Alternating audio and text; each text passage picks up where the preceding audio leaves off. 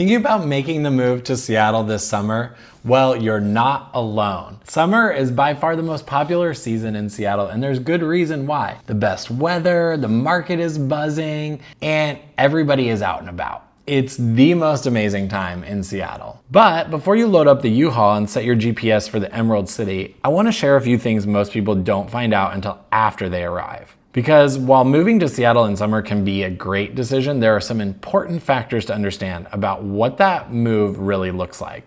Some positive, some a little surprising, and some that could seriously impact your home search if you're not ready. So today I'm breaking down all the things you need to know about moving to Seattle in the summer. The good, the bad, and what might catch you off guard. If you're already house hunting in Seattle or you're planning to make a move, drop a comment below. I'd love to know what has surprised you most about summer in Seattle.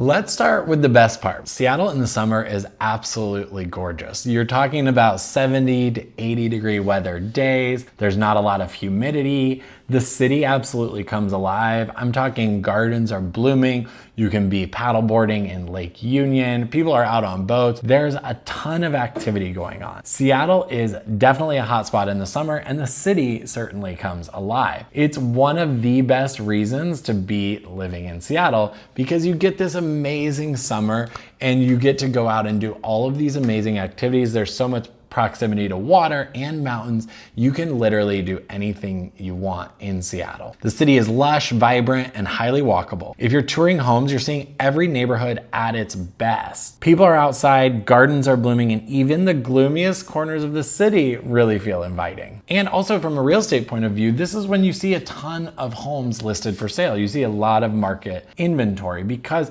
people have been preparing their homes, getting ready. They've staged their homes, they've decluttered. They're preparing in the winter to then put their home on the market in the summer. And so you see these amazing houses ready to go and you have more listings to choose from. But here's the caveat. Make sure that you remember that this is just a 3-month snapshot of Seattle. So if you're actually touring houses, if you're out in different neighborhoods, make sure you like the neighborhood, you fall in love with the neighborhood and the home at any point throughout the year, not just when it's in its best light, literally sunlight, from the sunny Seattle summer. One of the biggest surprises for new Seattle residents the past few years, wildfire smoke. While there are not wildfires in Seattle proper or in the city, a lot of times there are wildfires surrounding Seattle. I'm talking about up in Canada, maybe in the eastern half of Washington, and the smoke blows into Seattle. This started about 4 or 5 years ago from my experience,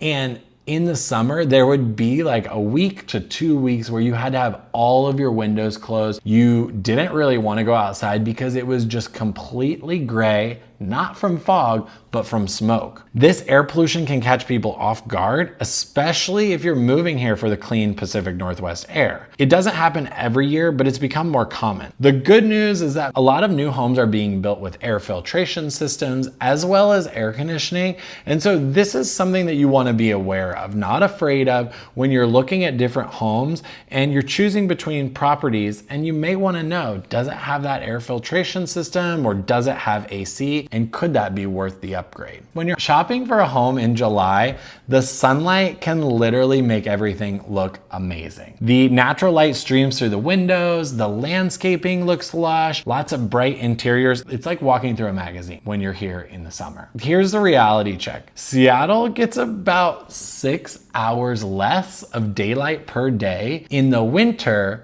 versus in the summer. So that 4:30 afternoon in July is a lot brighter than the December 4:30 p.m. when it's gray and gloomy. When you're touring homes this summer, think about what's in front of you. Ask yourself, how will this home feel on a gray, drizzly day? Are there enough windows to keep things bright and light like you might like it? And will that shaded backyard turn from a really nice oasis into a mossy pit in the winter? If possible, think about if you can see the home in a different light, maybe tour it on a more of a gray day in July as opposed to the very sunny day, or do both so that you can see the difference. And you want to make sure that the home is really something that you'll love year round and not just something that you love right now in the sunlight. Here's something that sneaks up on a lot of buyers in the summer. It's July, so school is out. That quiet cul-de-sac might double as a drop-off zone once school starts, complete with honking, chaos, and parents doing three-point turns in your driveway. So that is one thing you need to be aware of, is when school is out, you're going to have a completely different experience than when school starts back up if you're next to a school. And don't get me wrong, living next to a great school is great for your property value. It can be a real nice convenience,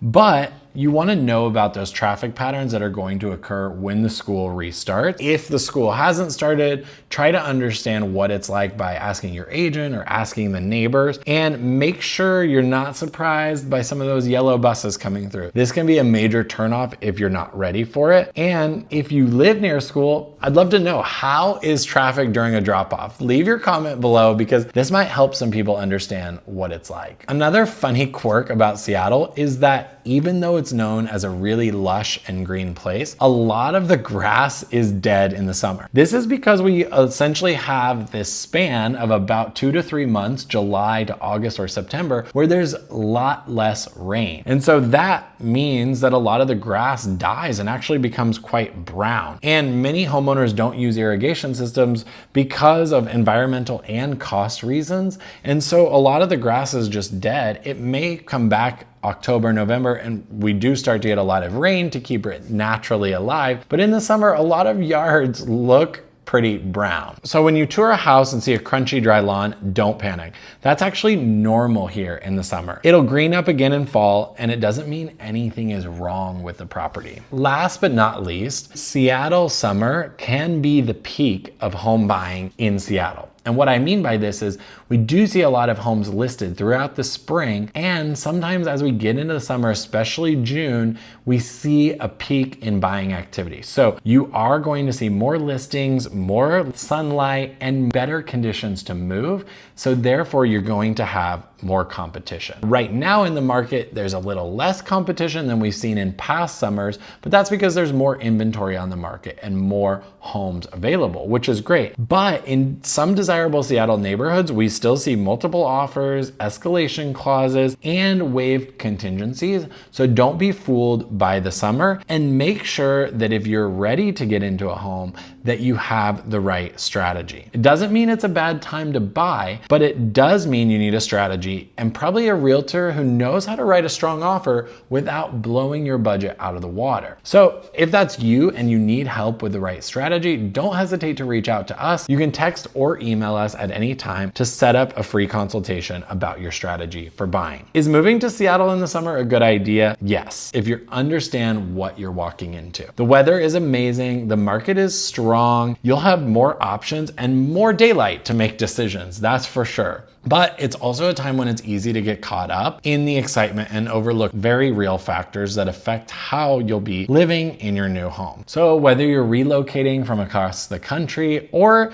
just moving across town, my advice is to slow down, research the market, and understand what it will be like not only in the sunny summer, but also in the dreary winter. And work with an agent who knows Seattle well so you don't get surprised by some of these things that can catch buyers off guard. If you're looking for help to navigate this market, feel free to reach out. We love to help buyers in the Seattle area. Our team works specifically with buyers in Seattle as well as sellers. So if you want to set up a free consultation, feel free to text or email us to set up a time where we can talk through your needs and your strategy that will help you get into the home of your dreams. Don't forget to like, subscribe, and stick around for more local real estate content just like this on this channel. Thanks for tuning in.